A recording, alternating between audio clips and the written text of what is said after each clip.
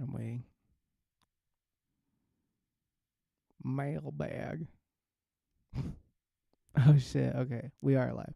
Oh, okay. Woo! Good We evening. did it. Good evening and welcome to another exciting episode of Goth Yearbook. Is our host as always Eric, aka the Eric Wynn, and with us as always is the hostess with the most is Caitlin, aka the Caitlin D. Caitlin, how is the audio technical difficulty?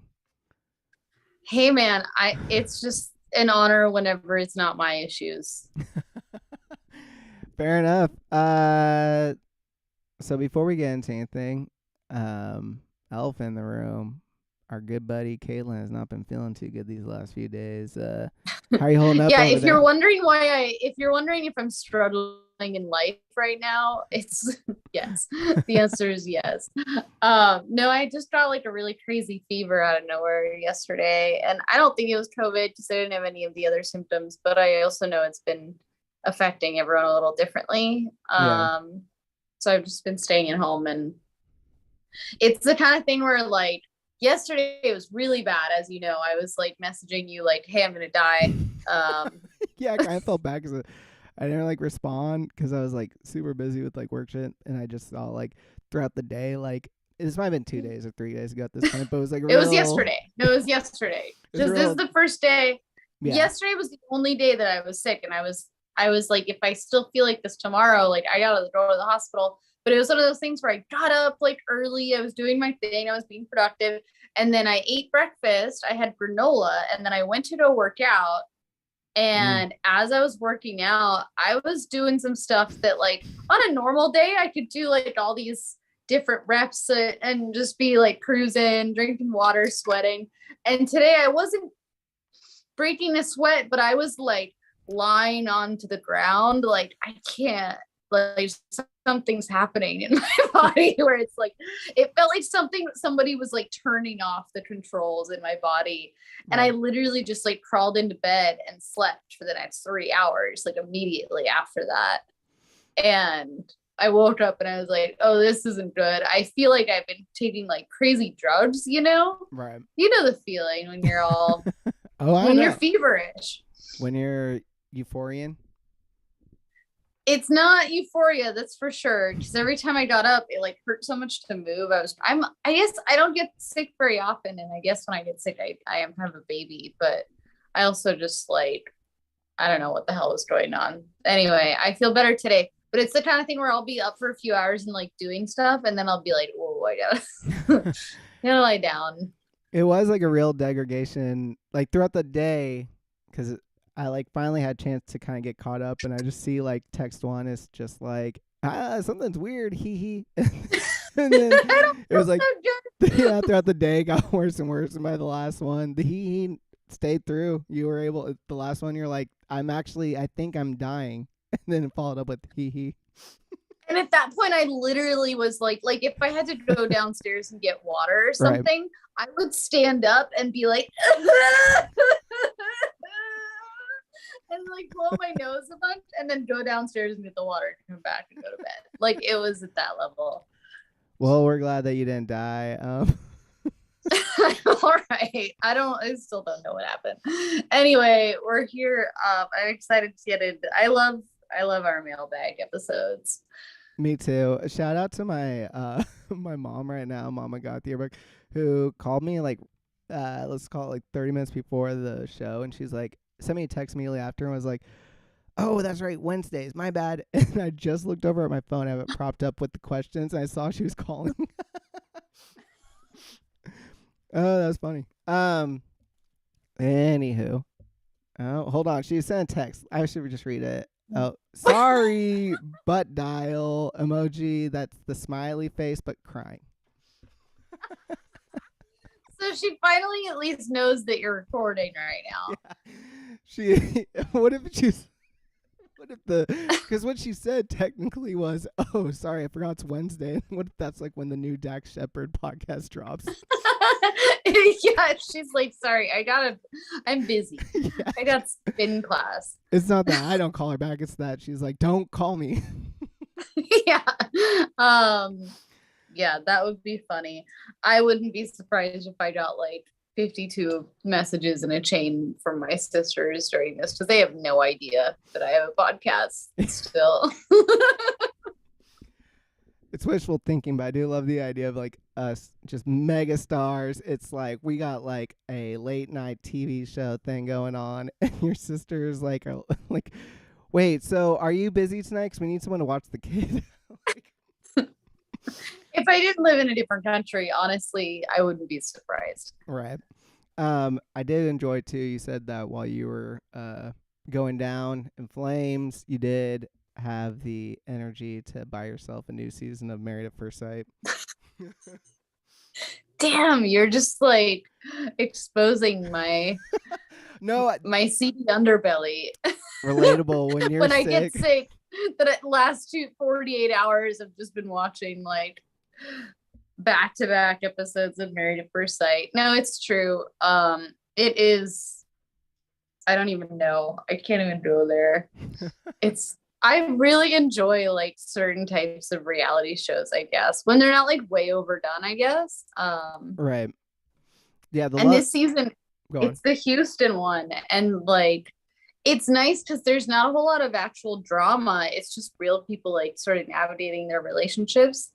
And maybe I've been fascinated by it too, because a lot of the people I'm like turning 35 in a couple months. I'm obviously not married. I've got like different things going on. I got different pots on the stove, but none of them are exactly cooking a marriage stew.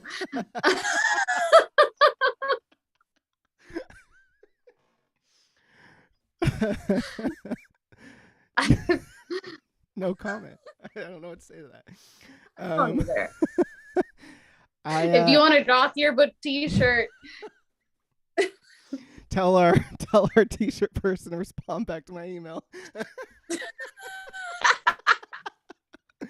Contact at the Pretty Cool Instagram and let them know. I feel like this is really just for us this episode so far. This is getting real inside baseball over here. I will say, whenever I'm sick, I relate very hard to like when I'm sick, money. Like I could be real broke, like debt collector outside waiting to break my legs, and the second I'm sick, it's like I don't give a fuck. Like I immediately will be like, purchase, like buy this, deliver it, put this movie on, like all. Well, one nice thing about I don't really have a lot of access to delivery down here, and particularly not like, oh, I saw an ad or I can't get Amazon or whatever. Mm-hmm. So it is nice because I am saving that amount of money, which is pretty tremendous amount of money at the end of the day, and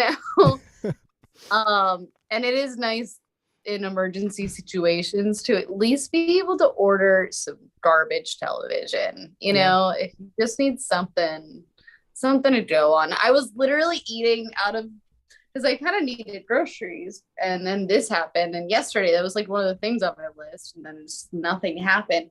I was eating bread like out of the bag, in bed, just nice. Like I can't move. I was keeping my bread thing, just like I couldn't stomach like anything at all.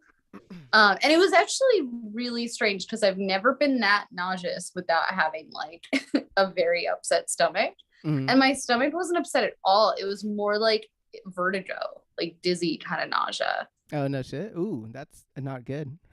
No, it was very bizarre. I just felt extremely tired and extremely like sick and dizzy and stuff. I'm sad that so the one time that we can be truly current talking about what the kids are talking about is the fact that we both watched the Love is Blind finale along with the rest of America. And I wish that you would have gotten sick like during that, or like you'd watched it while you're sick, just like kind of fever dreaming through it through Shake's mental breakdown. You don't need to be having a fever dream during that. It kind of is a fever dream. That's one of those shows. It's so high budget and over the top, and I don't know. It's different. I do want to. Okay, so what are your thoughts on the Shake? Real quickly. Well, we don't have to get into it, but for those of you who don't know, there was a guy who was on the show, and he was like already kind of douchey, but I didn't think that he was that bad. And then the finale, oh my gosh, talk about like a total train wreck situation. This guy goes on, and I guess his plan was he was going in, he wanted to be like I'm going to keep it real and like you guys are all being fake. Yeah. And in the process, he ended up looking like the biggest fucking dickhead of all Like time. such an asshole. Yeah. I mean, I don't know. The thing with reality shows is I just don't really believe any of it. I barely believe in reality itself. Exactly. Exactly. So, you know, I don't have a dog in that race. They're all gonna do whatever, and it's fine to me. I think it's funny that there was like this like female empowerment sort of like season where they had all these bitches walk out on these dudes and they were like, you don't appreciate me. And now they've all like banded together and they're like going on their whole press tour together and stuff. Yeah. I love that. I think that's a great angle, and I hope I don't know if that's the kind of thing you can script, but if they could, they would. So if they great could, job they would. to universe or producers, whoever did that. I liked it. Yeah. I have a question for you. This was not sent to us, but if you had to like create right now, just kind of, doesn't have to be perfect, but if you were going to create right now like the next reality dating show that was like that was akin to the Married at First Sight or Love is Blind, like what would yours be? What, like one where there has to be like something before they meet or something before like the twist. I was thinking about this today in the context of Wordle, because I was like, that's a really good game. Wordle. Oh, Wordle. Whirl. The Whirl. rural girl. Yeah. No, I was thinking about this in the context of Wordle and how that's just like, it's a clever game. No one had ever really thought of it before. It's really satisfying, but it's not that hard, but it makes you feel really smart, you know? Right. Because you're like, it's like problem solving. And these shows are like nothing like that, right? Where are you going with this? Like couples that Wordle together. Couples that Wordle together stay together. Honestly, it was just, I didn't have a complete thought behind that. You just asked me this question. I was thinking about Wordle today. I haven't thought about it, but I was thinking about making, like, what goes into like making a game like that, you know? Right. And so when you asked that question, I was like, I wonder what does, like, is it a room full of people that get together and they're like, all right, how can we just destroy some people's lives on national television, you know? Or are they like, or, you know, I genuinely think some of the shows are like, I do think Love is Blind. I think that probably really definitely started with this concept of like people not being shallow. But what's funny about it is I do think, in this sense, I do think that Shake has a point in that like the producers probably found him because they knew that he had the wrong. Yeah. Vibe. You know, like vibes, right? He had, exactly, that he wanted to find someone that he was attracted to, and that's not a bad thing to want out of a marriage, you know, like out of an arranged marriage, even, is to be like, yeah, I do want someone that like I think is hot, you know, right? It's just like the way he obviously went about it was fucked up, but at the end of the day, I think that show was intended to be about, and I'm talking about Love is Blind, that like it doesn't matter what the person looks like, right? And I think that concept itself, it's like, sure, maybe, you know, but it's also like, that doesn't mean you want to be married to that person, you know? Yeah, definitely. I will say, I don't know, to his credit, the one thing that was frustrating to me was like it got to a point where I understood it. I was like, okay, I understand why they're all fucking like telling him to shut the fuck up. But they were like right out the gate so upset with him commenting at all. And he said it like at one point, it's like, well, this is like what you're supposed to do at reunions. Like everyone kind of comments on each other and they're like, no, we're here to tell our truths like that. And I was like, oh, shut the fuck up. That's exactly what those reunion shows are. Any reality show of all time is supposed to be that you all yell at each other, comment on each other's you're shit. dishing. Yeah. They were like, that part was, I I could feel for him a little bit, and that part was like, that's fake as fuck. Of course you're supposed to all comment on each Yeah. other's shit. You're just all mad that's him that's commenting on it. But what ifs? I did think of something though. Yeah, let's hear it. I would like to see a bunch of people who are like energy healers and intuitives and mediums and that kind of thing, like staying in a house together that's supposed to be haunted for like a month. And most of it isn't filmed with like extra people. Most of it is like the footage, you know, and then them filming. So it's very like Blair Witchy. But then like, yeah, like maybe it's a haunted place and there's issues with the land and maybe there's a lot of trauma on that land, and then sort of like unraveling that, and then like the kind of like, I think it was a girl who was raped, and like, no, I think it was like indigenous people who were slaughtered. And it's like no matter like what trauma is it, and at the end like two people, it's like, oh, also we're finding love here. And it's called The Exorcist, and they just, and the winner has to like, is the one that gets rid of the faith spirit. But they're still also like just the casual petty like arguments, like it was Peyton's time to do dishes tonight, and as long as there's casual petty arguments. I don't care if there's romance in this particular show. I just want it to be about ghosts, paranormal happenings, spiritual experiences, maybe some like, I would, you know, probably get that many people like that together, and there's going to be like some telekinesis, like poltergeist activity, you know. Right. I went to a birthday party once in LA with a group of people that were very like out there, you know, like woo. Yeah, I don't know. That term to me doesn't quite hit the right spot, but they were mystical people for sure. Right. And when I arrived on the block, I wasn't that good of friends with them. It was sort of a friend situation. They were very nice people, but it was funny because when I arrived, yourself so much from this group already. You're like, I don't even know them. I stumbled into this. No, they were nice people. Sure. But it was just funny because when I arrived, I knew going into it that it was gonna be a little like woohoo. But when I arrived down the street, I was like, I think I know what house it is, because that house outside, there were like 100 crows in the trees. And I was like, I just know this has to be where this fucking party is at. And sure enough, it was. Crow City, hell yeah. I got one for because now I had to bring it to Wordle. You know how like you get scores every single day if you do it?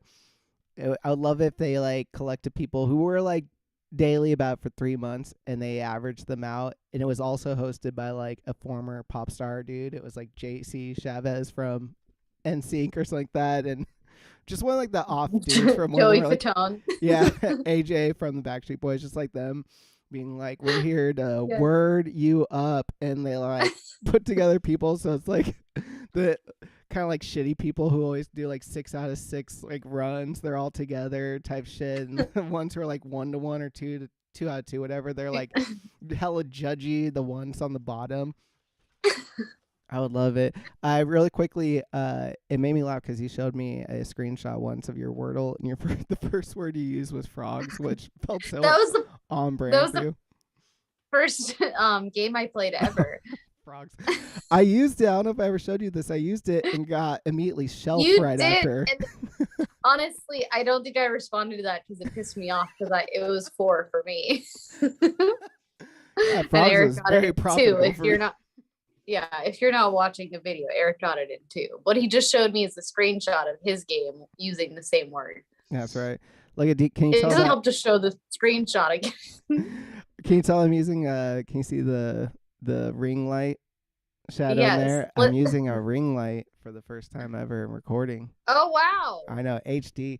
I didn't tell you this. Oh my god, I forgot to bring it up, but you're gonna fucking make fun of me. But I got myself. It hasn't arrived yet, so I'm still using the old table. I got myself a podcasting table, Caitlin. This is a table. What does that even mean? I knew if I told you, you'd get more sick. It's I know, I need to lie down. It's like a table that's like designed for people who podcast, which I hate I hate myself saying out loud. Like, I don't like this aspect of me, but hey man, 2 years in, like I gotta go all in. It has like a side thing that you can put your headphones in. It has like a charging thing you can put your phone on. Like it has like a built-in rack of like electronics so you can plug all your mixed board stuff into it on the desk instead of That's having wires cool. everywhere. Yeah, we're gonna be flying real high. So next week when we have I should technical probably figure out how to difficulties, get my it'll be at a nice orientation table. out of portrait mode. It's inches, not miles, right, guys? I know. Well, to be fair, I had a pretty good setup at home, and moving to this house, like this, I have a lot going on right now, and yeah, the podcasting setup hasn't been the top priority. And unfortunately, I do actually have a really cool setup in this office over upstairs here, but my internet doesn't work in there. So I guess it could be as simple as me getting an internet booster. Anyway, this is the kind of stuff that we could talk about later. So let's get into some questions. Yeah. Someone wanted to know right out the gate.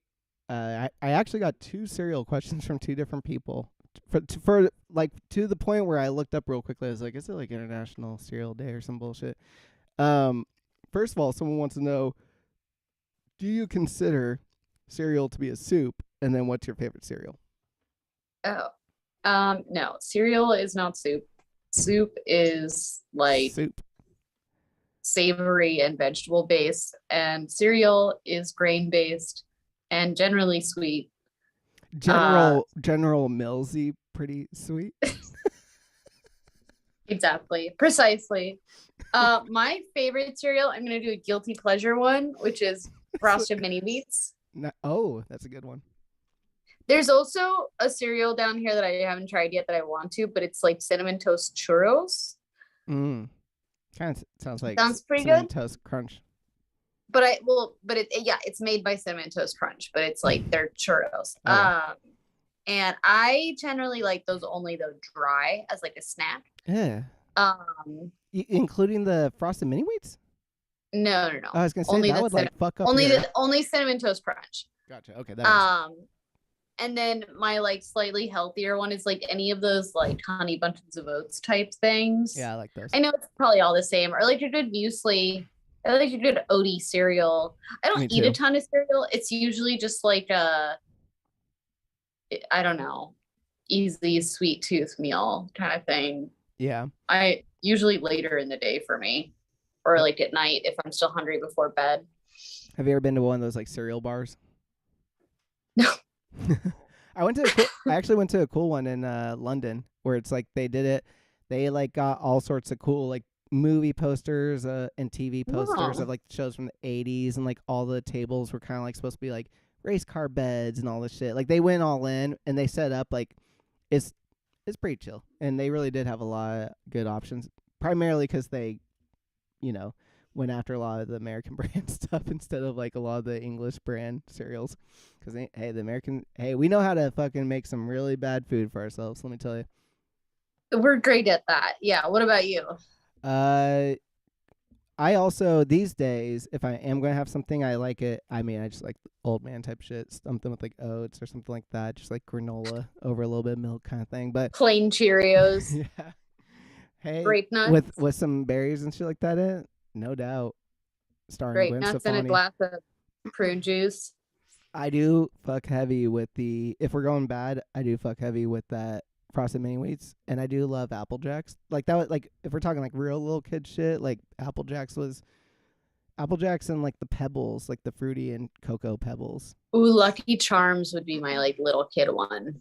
See, I never got into the ones where it's like the marshmallows. I couldn't I could, but like I just wasn't about it. I couldn't do it now. If I had a bowl of that, I would probably feel sick right now at this point in my life, but there was a time.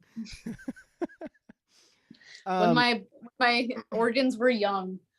Real quickly, what I did want to ask you, when it comes to Frosted Mini Wheats, are we like, how do you like it to get soggy? Like, do you like it when they get straight mush, or do you like it like no, they gotta, I need to eat it with a little bit of that crunch. I knew it. I knew you would. Why? You like a sopping fucking disgusting like a mop, don't you?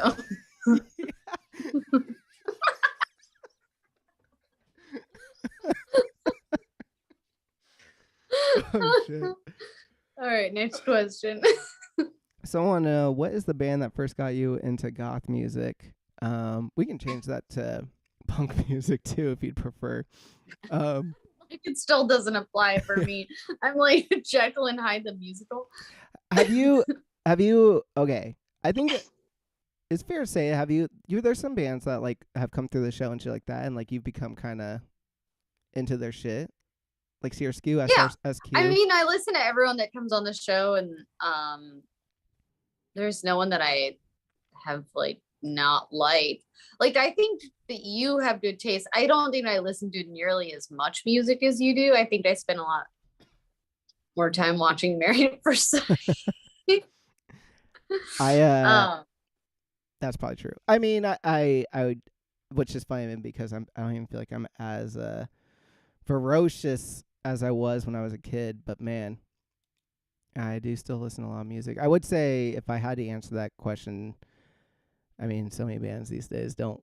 They're like, I don't want to be called goth. And most goth bands have never been want to be called goth. But The Cure, which is kind of standard for everyone. But oh my yeah. gosh, I've always been a big fan of theirs, and so that would probably be like the first band that I got into that was like very dramatic in that way and very like, I don't know. There was something about their music. 'Cause the first album I got into theirs was Disintegration, which has like all the especially like gothy type songs are of, I would say, like the drama school kid goth, not like the punk goth. And there's just something about that album that makes me want to like light a candle and put like up black drapes. And Did you like, see really there's a new Goth Dad reel or TikTok or whatever where he did like his firefighter, like his most essential tools as like a goth firefighter, and it was like his axe and some other tool, and then it was the Cure Disintegration on vinyl. Oh no, that's awesome. I love reading his comments. Not his comments, but the comments people leave on his thing. They are so thirsty, but like also in the most sincere way ever, because you can see thirsty like comments on like a post that Drake will put up, and you'll see girls just like posting emojis and be like, Pappy, I want to like fucking slide on that dick. But like with with Got That, there's like a sincerity to it where they're like, I want to marry you and then get really pregnant by you. Like there's something a little bit more sweet about like his thirsty fans that like I really just vibe with. I love to read through them. I mean, I've been in those DMs, so I can't judge or hate. Hey, how do you think he came on the show? Yeah.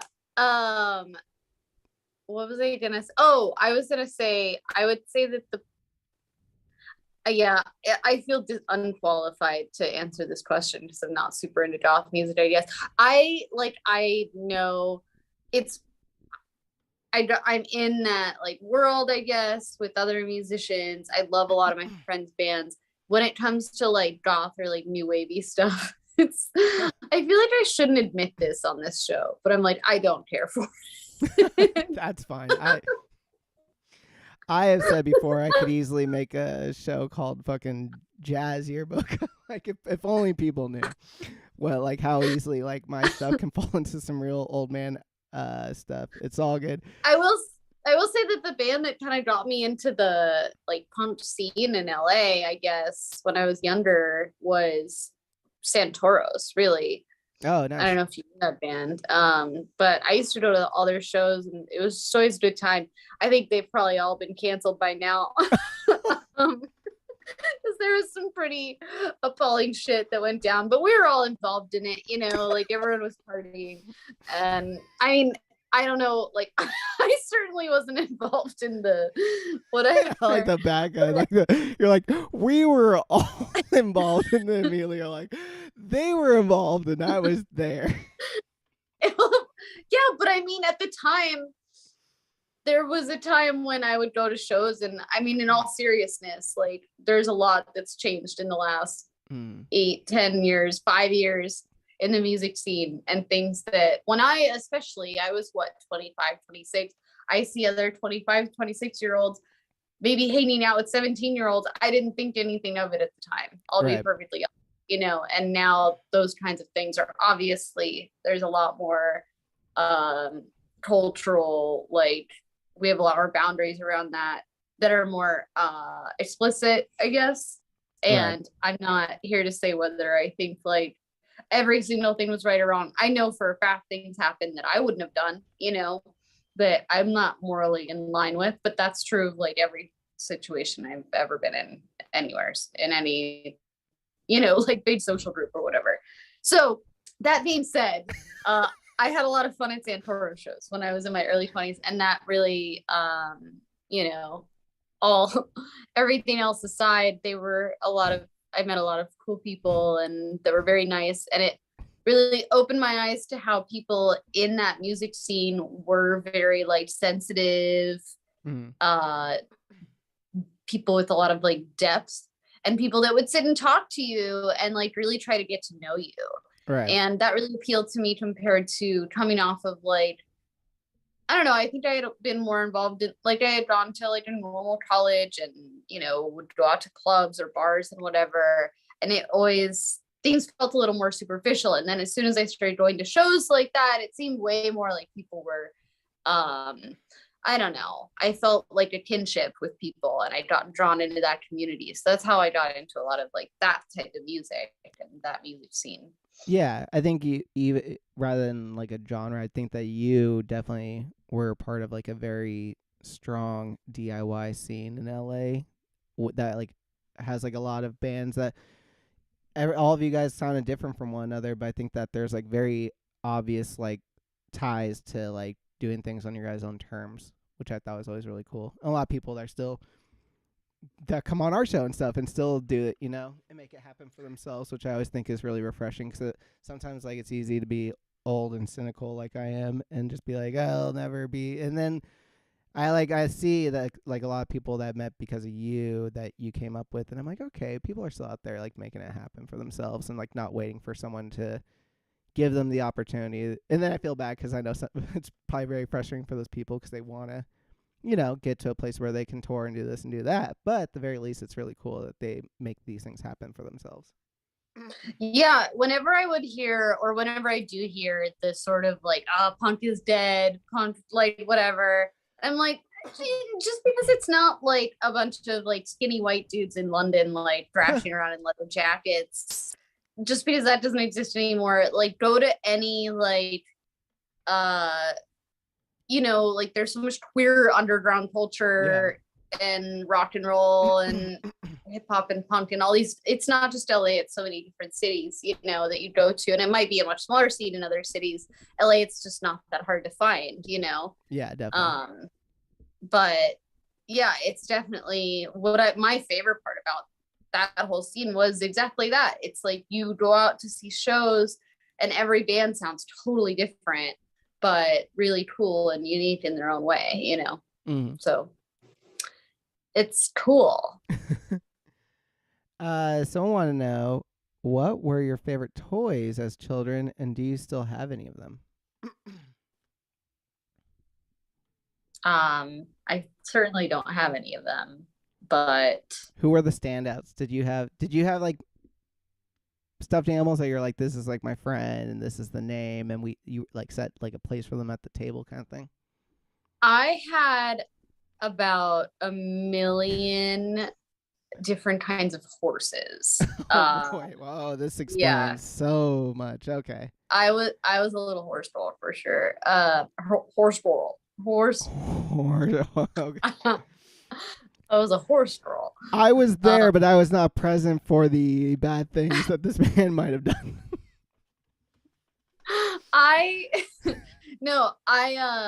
I liked the Breyer horses. I don't know if you're familiar, but they're like very fancy replicas. I could only get one per year. Are they like closed up and they're like kind of in like locked? They're very like intricate, and I think they're like $100 or something. They're like really expensive, and they're called Breyer. They're called Breyer horses. But I would sit with those, and me and my friend, we would have like entire telenovela like fantasy world building, like deep about the unfolding with their whole lives just unfolding, and I could spend like hours in those worlds. I also had like a million of the little plastic My Little Ponies when I was younger. Okay. So the Briar ones were more rare. Those actually my sister still does have in her house, that her kid, they have them, they have like access to them, but they are not as meaningful to them as they were to me, you know? Someone in the YouTube just said, yeah, they were expensive horses. They're well known.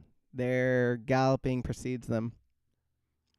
Oh, and I would like, I all year I would be like deciding which one I wanted to try to get for Christmas, you know? And if my family like was struggling financially, or like when my parents were getting divorced, my only concern was like, but am I gonna get the Briar horse that I want? They also said, what about fashion star fillies? Is that a thing? I'm I'm googling it not right familiar. now. I They don't know how are one slipped past me. they look like Briar horses on like acid. Like they feel like they're kind of in the My Little Pony genre. They're very Mm. they're very rainbowed out, and I see one that looks like it's wearing like a wedding dress. These actually look kind of like they're all like in a Billy Idol music video or something. They're kind of I sick. don't know. It either escaped me or I was being like a purist about. Appears of your yeah, yours. I just looked them up, and they look like some real thoroughbred boring ass toys. Like they're Oh my literally god. horses. I mean, I don't know. When you're a kid, like your imagination can just really come alive Yeah, with true. shit like that, you know, and you can look at something like that and just project entire fantasy worlds. Like it was just, I don't know what I had these horses doing. They were like having dramas and friendships and loves and losses. My two older sisters, I don't know if I ever told you this before, because one was like we're all like spaced out kind of like 3 to 4 years apart each, depending on like what time of the year it is, blah blah kind of shit. And when we were kids, like when I was like a baby, like I barely have memories of this, but they would do like real like soap opera playing with like, especially at our grandparents' house where they had a huge property where we like they had this like massive like second part of a house that we could go run around in, stuff like that. And they would literally like they would do like soap opera storylines. It was all about like, actually I'm the mother, and I like, and Yeah. you're the villain, and I run off in the middle of the night with the baby, and I'm literally a baby that they're just like shuffling back and forth and fighting over. And I'm like, they probably like dropped me a few times, like probably why I don't know math is because like they're completely unsupervised, just like I love that though. I mean, that's the magic of childhood, right? my I did have two. Okay, so like my two homeboys, my two friends were my Fievel doll that I got, yeah, from American Tail and American Tail Fievel Goes West. And I also had a Simba, and Simba was kind of like the last I, thing of my childhood before I like was too old for that kind of oh, stuff. But I yeah. remember like Simba and Fievel different times. The Fievel when I was much younger, and Simba was like those final young years. But like Simba got like a seat at the table. That honestly, that's not surprising given your like soft spot for like woodland creatures and cats and Oh, like cuddly dogs and stuff. how And can I Murph, forget? Yeah, Murph. Murph is like a woodland creature basically. he is, yeah.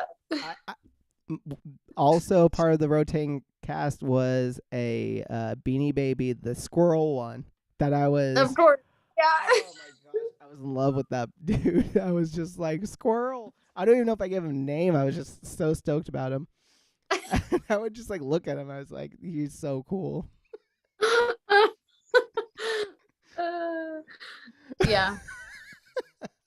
Um, and then also was so into.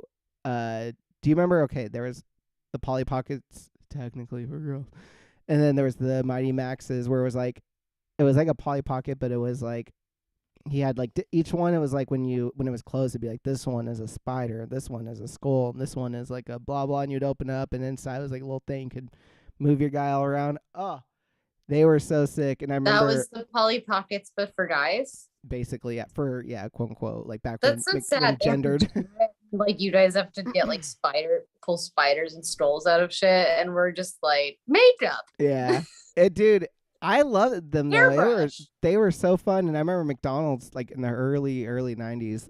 They would like have like these little mini ones that you could get in the Happy Meals, and I was just like, No, so I sick. remember that too. Polly Pocket stuff was fire. I don't know how like, because when I look back on it, I'm like, it was just like a little thing, but there was something about it that was so cool at the time. Yeah. It was very bewitching. You know what's funny is the funniest thing about the Simba doll, just to quickly put a note on that, I didn't even like the Lion King that much. I don't know what it was about the Simba doll that was just like he's fucking tight. You're just a cat guy. Absolutely. Don't tell Murph. Well, Murph is like, he's Charles. He's cat-like enough. He Yeah. counts. So I want to know, what are your guys' thoughts on the Batman? I haven't seen it yet. Do you plan to? Oh yeah, absolutely. I'm gonna wait till it's streaming because I don't care to sit at a theater for over 3 hours. Right. Because I'm inevitably gonna have to pee like twice, honestly, and Sorry for the coughing. that's okay. I just I don't want to be getting up, and I'm not comfortable sitting in the same place for 3 hours. Like, and then I'm just gonna miss part of the movie. I'm gonna have to rewatch it anyway. So I'm just gonna wait until it's on HBO, which should be in April. But I'm excited about it. Wow, okay. You know. Yeah, I don't really care. I tried to watch it right away. I even tried to find honestly, I tried to find like a rip of it online. Nice. But I like have zero attachment to it being good or bad. I'm expecting to just be pretty excited by it. Excited by it or Robert Pattinson? By all of it. I like the Batman story, and I do think it's going to be interesting seeing what they do with that character. I've read a little bit about it, but I know the reactions have been varied, but we have such a different attitude towards billionaires and tech moguls and that kind of thing now that we're not, I don't know, whatever. All right. We all know where we are. Compared to when the Batman, we all know where we're at. Compared to the Batman Begins franchise, which I didn't rewatch any of them by any means, but I put the first one on in the background on the other day, and it's just yeah, I don't have the same sort of empathy for him, and I know he's not supposed to be very empathetic or anything, but it's sort of just annoying. Yeah. Well, I don't know. I love Christian Bale, but I feel like he was incredibly uncharismatic in that role, even when he was Bruce Wayne, when it's because they didn't even have these scenes where it's you're Bruce Wayne, you're supposed to go out and be a playboy, and he'd be all right, so then show him out smooth and shit. I'm I'm not buying it. Who wants to hang out with this guy? Not out. Yeah, I don't know. I mean, I guess that's the extent of my thoughts about it right now. What about you? I do not plan to see it. Not going to watch 3 hours for a Batman movie. I already read the Wikipedia plot summary, and I'm going to put that. Fair enough. It's not for everyone. Yeah. I did want to read it just so I'm because I have to, the pop culture in me, I'm I have to know. I have to stay up in case people start referencing something. I don't want to be behind on a meme by no means, but I'm not going to watch no fucking 3 hour fucking Batman movie. I will say it read like a 3 hour episode of Law and Order. Except that you'd see the word Batman randomly thrown in the plot summary, but everything about it is this could be an episode of Law and Order SVU, which actually I will say that was maybe the one thing that would have maybe curved me into it, drawn me in, but no, I ain't with it. I mean, I love a good noir, so I'm in, and yeah. I love a man in a all black bat suit, I guess. I do love him. I would maybe watch at home when it starts streaming, just with and watch it over 4 nights or something. But I am curious. I want to know what he does with his Batman voice, because that was I did go back and revisit, not all. I went on YouTube and just watched a clip of one of the Christopher Nolan ones recently, because everyone used to make fun of the voice, and I remember at the time I was oh, is it that bad? And now with a decade plus between now and then, I'm oh, it's so bad. I can't believe that no one stopped and was just this is the most ridiculous thing ever. I loved it when it came out. I was like, this is what a man sounds like. Apparently, it's just like, where'd you put the Joker? Oh my god. Okay. I'm sorry. I'm just like thrown off because we had the technical difficulties. I was looking at the time. I was like, oh my gosh, it's already been an hour, but technically it hasn't. What were you gonna say? Yeah. I was just gonna say I used to take the bread baskets at restaurants before COVID and do my Bane impression with them over my face. That's funny. Let me hear yours. Can you do like because he talked kind of silly too, but it was fun. Oh man, I don't remember it now, to be honest. It was kind of like I can't remember what my impression was. I'll have to rewatch that one. I'll get back to you next episode. I'll have my bread basket and my Bane impression ready to go. Who's that actor? That guy. I like it because he chose like a whimsy with it. Like everything had like this kind of like like even though it sounded tough and stuff, he'd be like, oh, the Batman wants to play, does he? Like, there was like this weird limericky, like sort of, I don't know, batter with it. It was tight. What's that guy's fucking name? Tom Hardy. Just save it because I'm gonna nail it. Okay, we should do for the next time we do like a script reading with the person on here with the guest. Oh yeah. Call. We should just do a Batman and just do like a round robin, wink wink of the characters that they've done. No, we should just take a scene from what's the one where he's in Batman Return? No, not Batman Returns. The Dark Knight. No. The Dark Knight. Which is one? It the Dark Knight? No, it's the it's Dark Batman Knight Rises. Begins. Dark Knight the Dark Rises. Knight Rises. Yeah. I have obviously an intimate knowledge of these movies. No, yeah, we should just do the scene from there. Anyway, yeah, we'll do this. I'm into it. We'll definitely Next do it. question. We'll find the right person. I'm Bane. We gotta find a good Batman though. I'm Bane. I'm Bane. Like all this build up, and you're like, okay, here you go, guys. I'm Bane. Gotham better watch out. Gotham is mine, Batman. Yeah, like a YouTube personality person. It's just like, and for starters, like what we really want. I'm gonna poison everyone. Unless my mom gives me back my phone. Just like a team that has like access to like a nuclear bomb. Oh man. Whew. Okay. So are you having the hardest time pulling it back up? But someone wanted to know, when you were a kid, what did you want to grow up to be? Wanted to be on YouTube. I knew what a YouTube show was back then. I knew I'd want to be on here doing Bane impressions. Yeah. Just everything. I think that was always my problem. I wanted to literally do everything. Mm.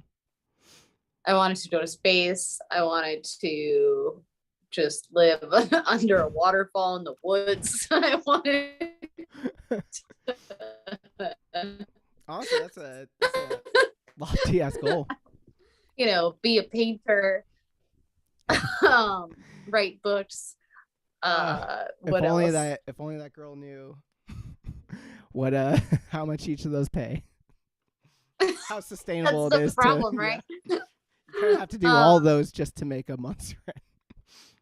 And that's pretty much exactly the problem with my life. So, what about you? When did you decide?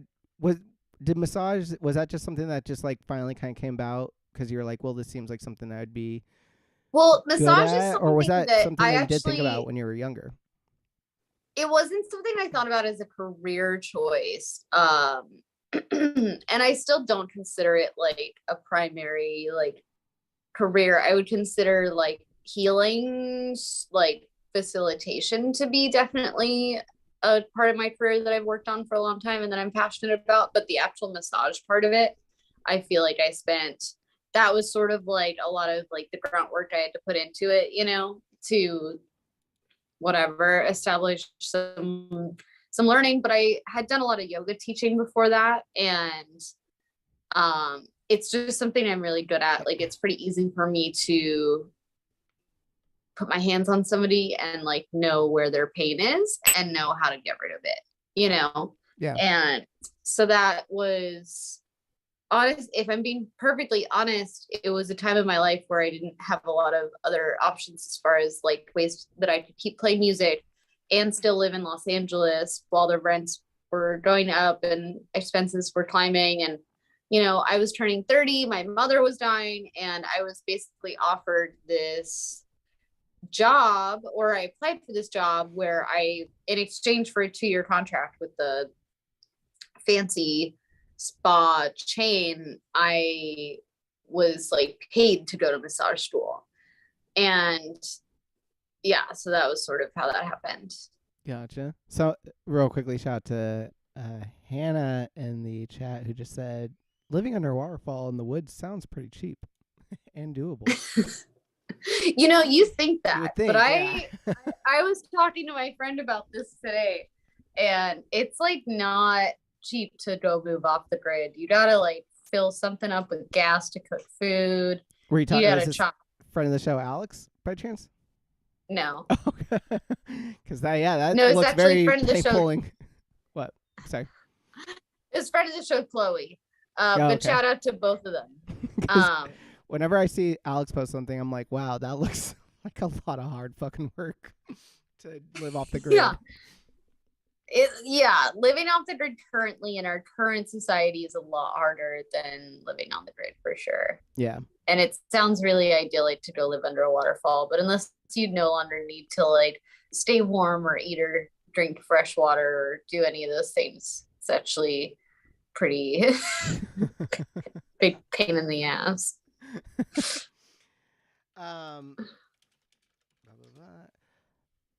Okay.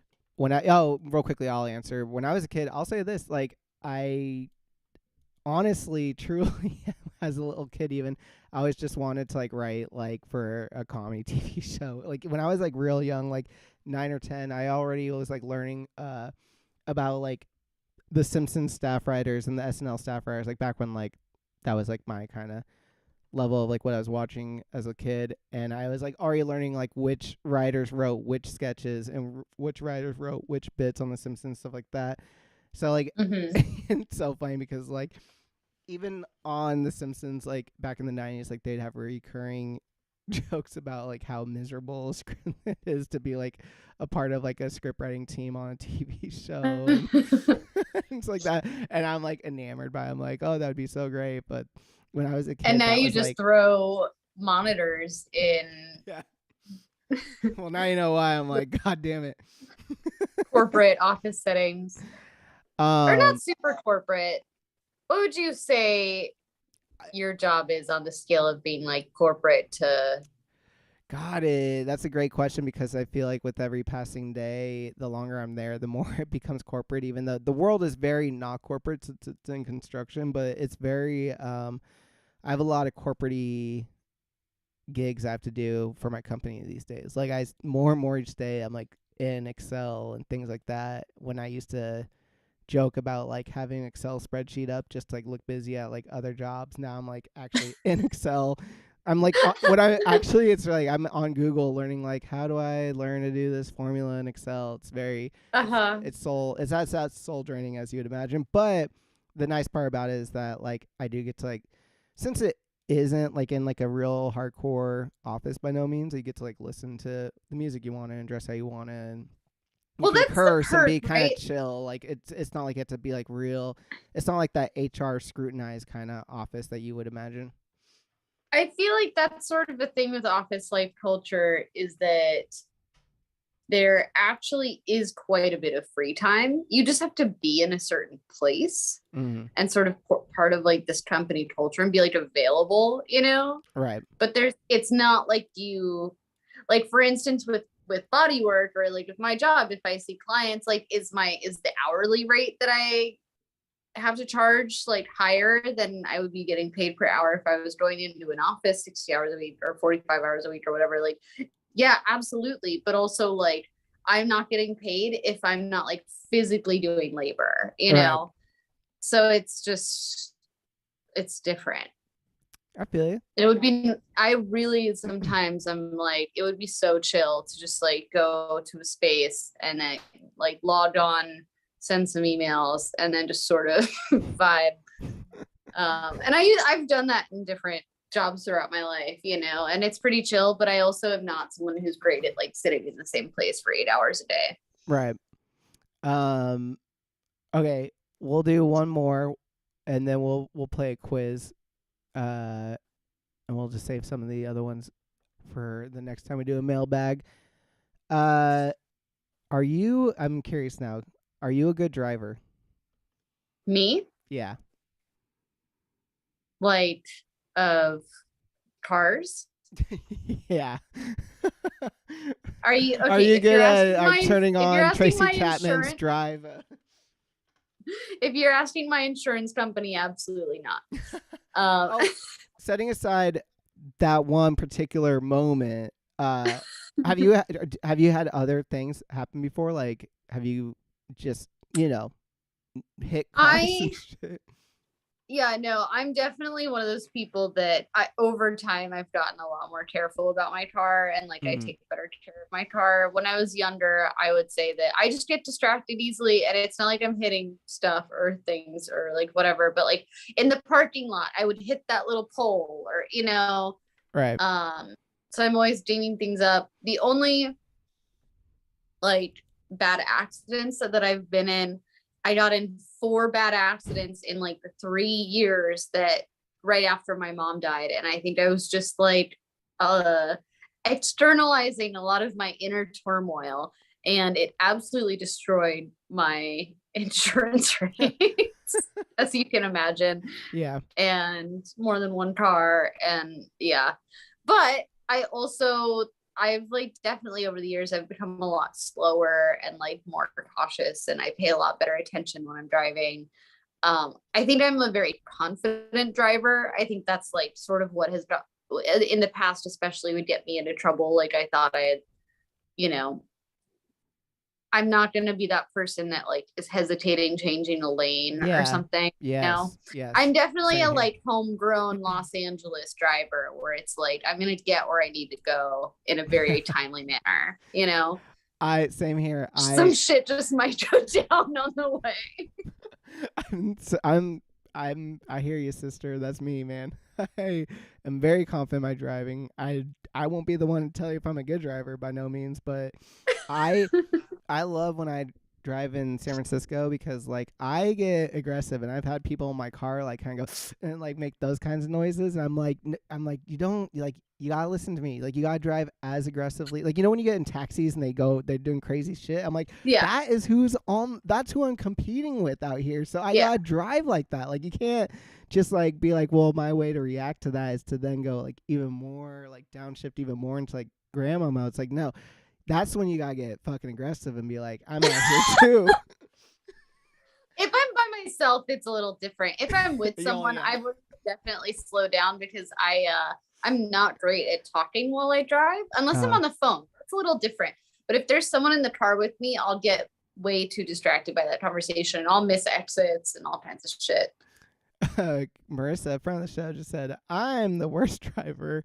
Best at parking, though. Sunglasses. I'm emoji. amazing.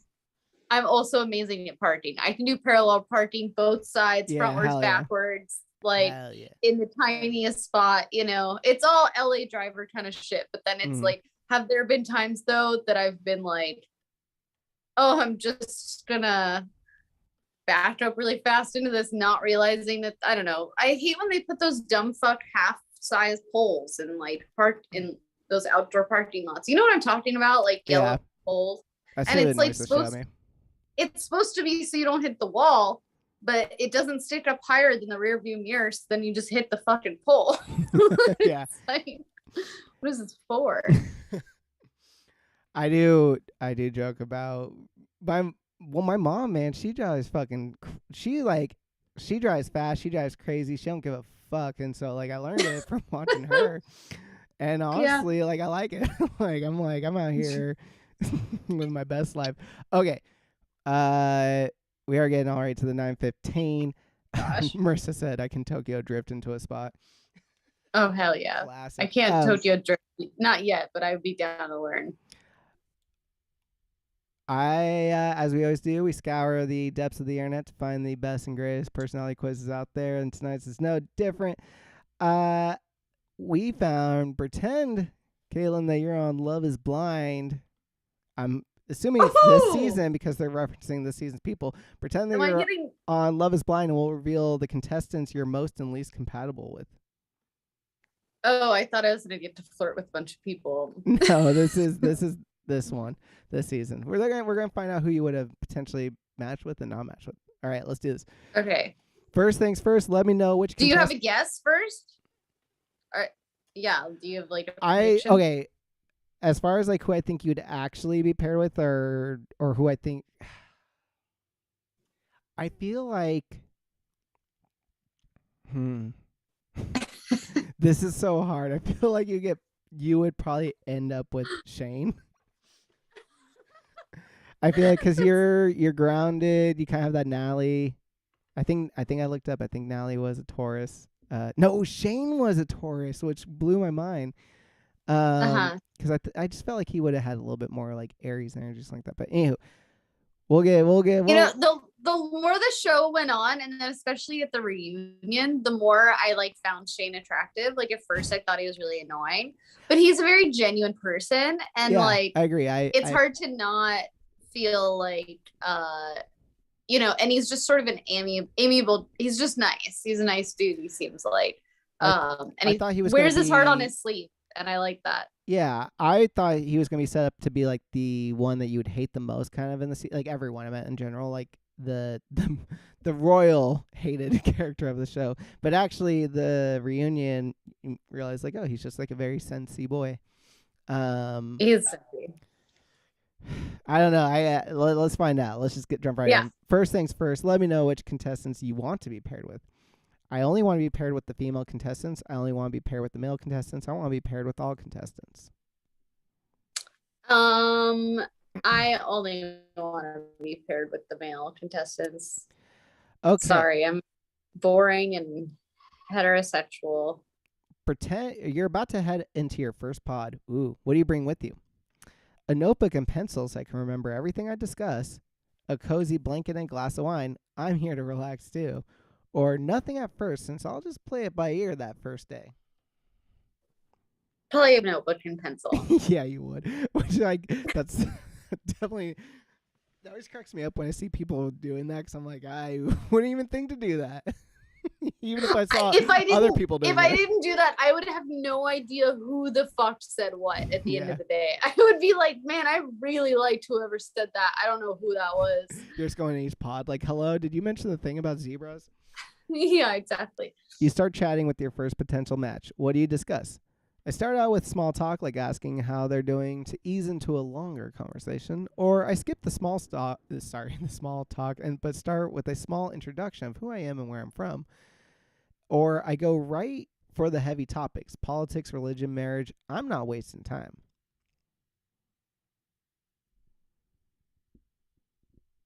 It's the first conversation?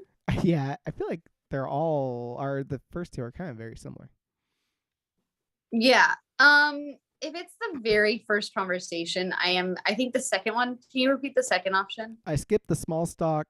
Oh my God, I keep saying stock. I skip the small talk, but start with a small introduction of who I am and where I'm from. Which is small talk. So you're not really skipping the small talk. And the other one says let's start out with small talk to get there. I guess it's skipping the like, oh, this is so funny. Oh, I have velvet. Yeah, I guess cushions here, and I guess they're implying, that's like, you guys say your name, but then jump like into the middle. Unless I have good jokes, I'm definitely skipping the small talk. And I'll probably I'm not gonna start right away with like how many kids do you want. I mean, unless we literally only got one conversation, because it's like I want to see at least if I just basically can have a conversation. Like I want to see if the conversation can get somewhere naturally, you know. So, and I would say it's the same for like a date. Like I'm not usually going in with an agenda. I'm sort of going in wanting to see where it goes. Yeah. So that would be like the middle one. Option 2. Yeah. Yeah. All right. They ask you if you're really ready for marriage. What do you say in response? I'm pretty sure I am. I'm still looking for that special connection, though. I know I'll be ready when I meet the right one. Yes, that's why I'm here. I expect to get married by the end of this. There's no option for this is purely hypothetical. I'm definitely not ready to get married. Well, that would be the first one, I guess, would be the closest to that then, where it's like, I mean, maybe potentially. There's like a little bit of like ambiguity of the first one. All right, I'll go with that one. They reveal that they live in a city across the country from you. How do you take that? Wait, That, I want to change it. If I met the right person and it was the right connection, I think I could be ready. that Is See, that not the one I again, chose? the first two are so similar because, okay, the first one says, I'm pretty sure I am. I'm still looking for that special connection, though. And the other one says, I know I'll be ready when I meet the right one. So I guess it's like just the slightly firmer version of the first one. It feels very similar. Okay, I think two. Option two. Okay. Give myself more credit. Give me one second. Commitment if I did find someone. Hey, you couldn't even commit to that answer, though. Yeah, you're not wrong. I know. I'm trying to change my inner story about it, though. All right, fair enough. So you did say the second one, right? I know I'll be ready when I meet the right one. Okay. Yeah, Prince is being so cute right now, and it's very distracting. He's just doing all this like, I'm a kitty, and it's time for bed, and I'm sleepy, and like doing all the little paws and looking at me, and it's all very distracting. I'm sorry. I'm sorry. We were getting distracted a little bit longer because, Caitlin, I can't believe I almost ended the show without bringing this up. So you posted a thing earlier, and I took you off the close friends list because I wanted to get a poll, and I didn't want you to see. Because What? Okay, so you said, because you mentioned that he makes biscuits, but I hear people say sometimes that they make muffins. So I brought it to the people and I asked them, what do you call it when cats do that thing with their paws? And I asked, are they making biscuits or are they making muffins? Let's say that, like, basically, 60 people voted. How many do you think, who do you think won, first of all, biscuits or muffins? Biscuits. And what do you think, like, was, like, the percentage? Like 50, like 60% biscuits. It was like 99% fucking biscuits. 90%, I'm sorry, because it tells you the percentage. Oh, okay. 90% biscuits. And I had people DM me angry that I would ever reply that there's muffins. And I was a little sad because I was like, I like the muffin. I like making muffins. Well, you don't need muffins, though. That's what everyone said. Bunch of fucking Baker Johns came into my shit saying the exact same thing. All right. They reveal that they live in a city across the country from you. How do you take that? That's a big deal breaker. I can't move, at least not far. It would complicate things, but doesn't sway me either way. Or I don't care, since we'd figure it out anyways. I'm super flexible about location. I mean, technically, I guess that. I'd prefer you live in another country, personally. Oh, shit. I would say it would complicate things, but it wouldn't sway me. Okay, first conversation is over. What do you do next? Take a break and walk around before heading into the next pod. Go back to the rooms and take a nap. One in a day is a lot. Or I'm heading straight into another pod. I'm here to get to business. I think I'm here to get to business. If I don't take a nap, let's face it, I'm not coming back and meeting more people later. Yeah. Just gotta. And I wouldn't just see one person a day. It seems like you're pretty wasting time at that point. Mm-hmm. Eventually, you join another pod and meet someone new. What's your approach this time? Go with simple small talk at first. I don't seem too eager. Lead with introducing myself and then asking them about their life, or going for the important questions like why did they ask this twice? I don't know. I'll say number one this time. Okay.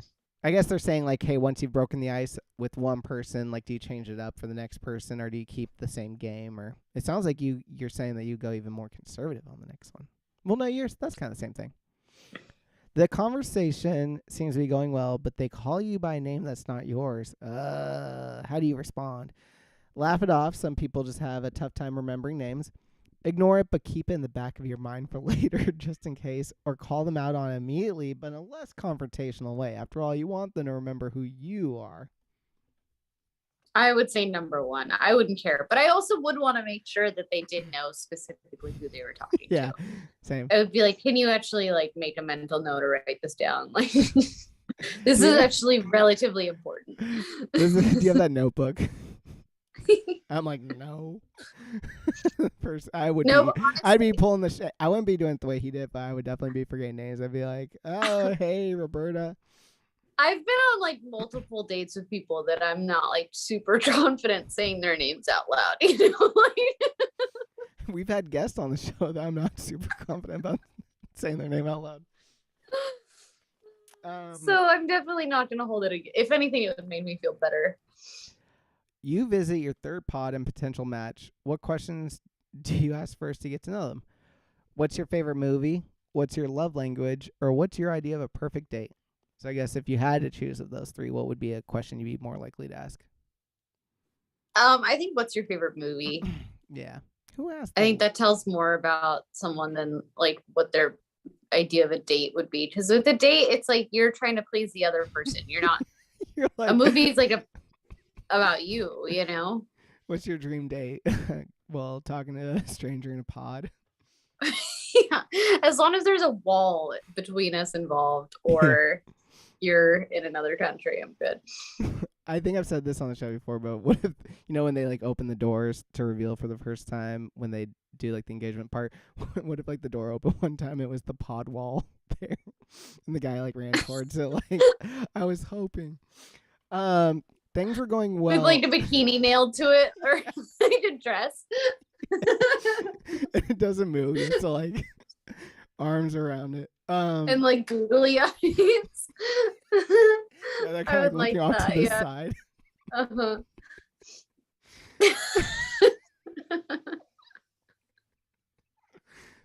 Things were going well until they mentioned that they hate dogs and cats. Bam, both. How do you feel about that? It's an instant deal breaker. I could never be with someone who hates dogs or cats. I find it strange, but doesn't necessarily change things right away, or totally fine with me. I don't care for them either. It would be a deal breaker for me. Yeah, fuck that. Grow up. Fine, God. Now you're heading to your fourth and final new pod. For some reason, you're instantly not feeling it. How do you let them know? I tell them I'm feeling sick, and I'm heading back to the rooms. I tell them that I have to go to the restroom, except I never come back. Rude. Or I flat out tell them I'm not interested and would like to cut the conversation short. Those are all probably more direct. I would honestly probably just get trapped in a conversation for 20 minutes and then say I don't feel good. What the first one was saying you feel sick, right? Yeah. So you would do that. Imagine doing that on that TV show, like all those cameras. You're like, I'm not feeling too good. By the end of the time. And honestly, though, I probably would start to feel sick because I would probably get in my head and then start to like physically Sweating. break down and shut down. Yeah. By the end of the time in the But also, I'm sorry. I was just going to say, also, I feel like I can easily get trapped in conversations and not know how to end them and then be too people pleasy to be like, hey, like this isn't, I would really like this conversation to end. And it's the worst when I'm like at a party and I have to like go to the bathroom or something, or I really want to I'm hungry and I'm just like in this conversation with someone. Mm-hmm. And I don't know. So if you know how to end a conversation well in these situations, please email us, gothyearbookafterhours@gmail.com. I don't know how to get out of conversations. Yeah, please. By the end of your time in the pods, you're caught between two potential matches. What do you ultimately choose? I choose whomever I have the most in common with and who I get along the best with. I choose whoever seems like the least likely person I'd otherwise pick outside of the pods, or I choose whomever my heart is telling me to. How would you choose? What would you choose? My heart is telling me to. Your heart? What is this, a Disney movie? It's proposal time. Who's doing the proposing? I'll wait for them to ask. I'll do it, or I want to be a mutual proposal. I'll wait for them to ask. Which Not question? Doing all that. What question would you make? Which question would make? Oh my God! What question would make you most likely to answer yes? I think we could potentially be a match outside of these pods. So will you marry me?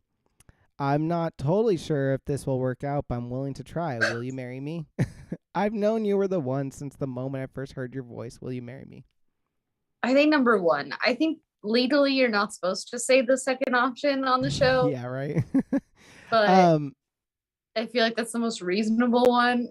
eh, I wouldn't do this, just to be clear. But and finally, do you think you'd actually go through with it and say yes at the altar? Probably not. I would still need time to get to know them. Maybe. I wouldn't make my final decision until I was actually at the altar. Or yes, I would trust my initial judgment and gut feeling. if I was crazy about this person and I was like, oh my God, I had no idea that I could like connect with someone on this level. You sound like them. That's what they say. Even then, I just don't think that would be enough for me to be like, I'm going to marry you. Yeah. So I'm going to go with no. I'm going to not say yes. Probably not. I would still need time to get to know them. Yeah. All right. That was the final one. Are you ready? Yes. Okay. I don't remember who these people are, and they don't show the pictures of them.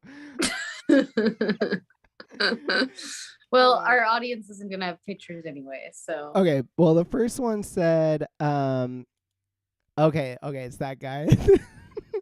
Your highest and lowest match. You're most compatible with Kyle, who is the guy that gave his mom. Yeah, he was the guy that when he popped up on the reunion, I was like, who is that? That guy wasn't on the show. And it took me like 5 minutes to be like, oh yeah.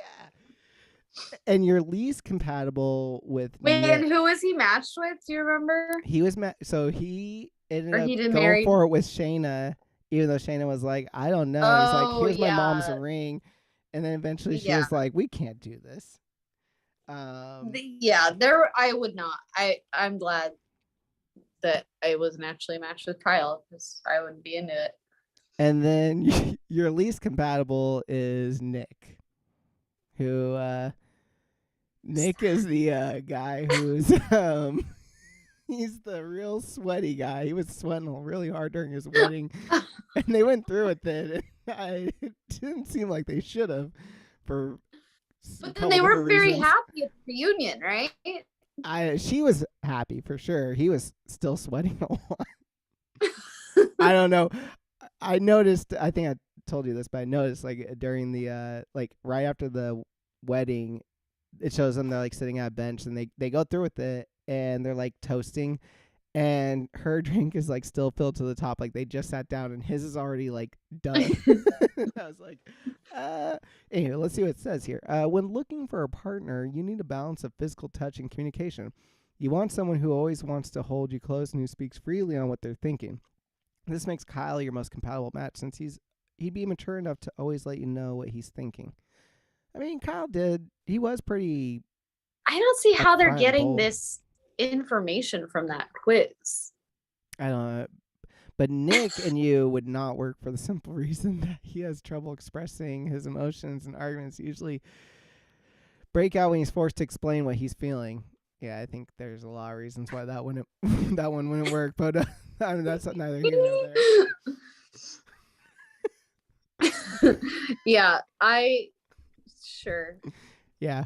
Great. Well, anywho, if you think that if you have a thought about that, email us. Someone, imagine that email. Someone's just like, the title is just like thoughts about the Love is Blind personality quiz. Email us at gothyearbook@gmail.com. Follow us on our Instagram if you don't somehow already, which is at Goth Yearbook. Twitter at Goth Yearbook AF. Go get down with the Patreon. I keep uploading more new stuff on there. It's getting beefed up. Only $5 a month for content like the MTV episode, the Elvira episode, the Edgar Allan Poe episode, the Mary Shelley episode, Edgar Allan Poe. Did I say that already? There's a lot of fucking people on there. Grace Jones, a lot of fun stuff. Twilight. We done a couple Twilights on there. I'm sorry, I'm yawning. I'm very tired. Let's get out of here. All right. As always, Caitlin, thank you for being the co-host with my host. Gonna say goodnight, y'all.